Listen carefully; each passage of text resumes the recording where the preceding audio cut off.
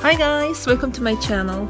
Today I'd like to share with you guys the recipe of Oyster Jjamppong called Gul Jjamppong. The soup has a fruit taste of oyster and very clean taste of broth which is slightly spicy. I wish you guys enjoyed the video and please don't forget to give me a thumbs up, comments and subscribe with bell. Thank you.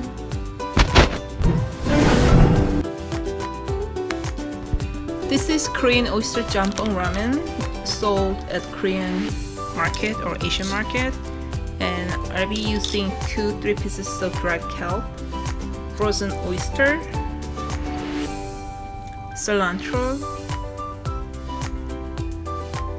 serrano pepper, and green onion.